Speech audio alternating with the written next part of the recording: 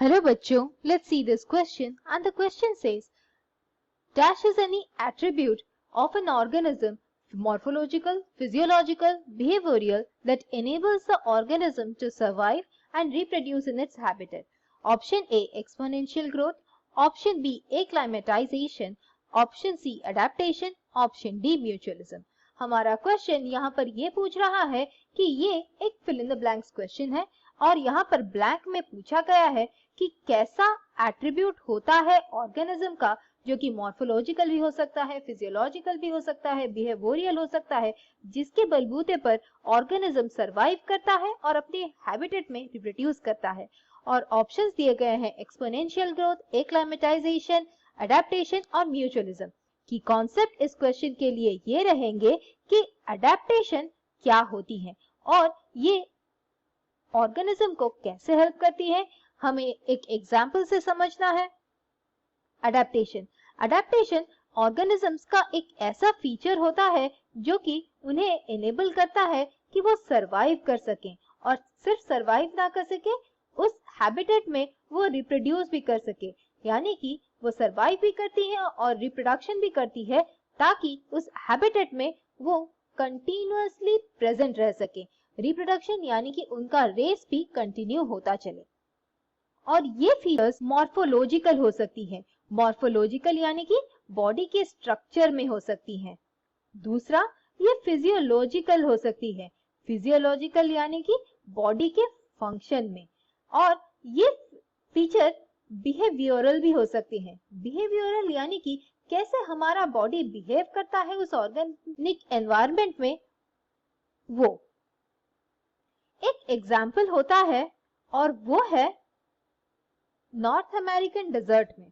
North American desert में temperatures बहुत ही ज्यादा रहती हैं और इस टेम्परेचर में बहुत कम ऑर्गेनिज्म सरवाइव करती हैं और एक ऑर्गेनिज्म जो कि फ्लरिश करता है वो है कैंगरू रैट।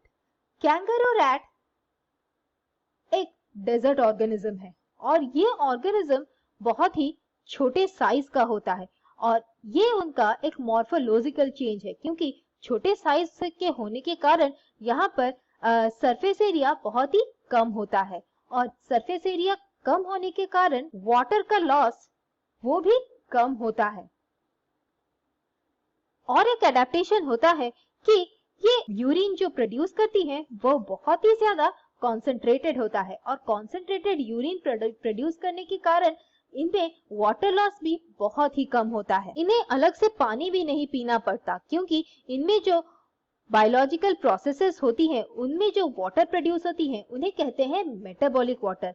वो मेटाबॉलिक वाटर जो प्रोड्यूस होता है वो इनफ होता है उनके बॉडी के वाटर रिक्वायरमेंट्स को पूरा करने के लिए।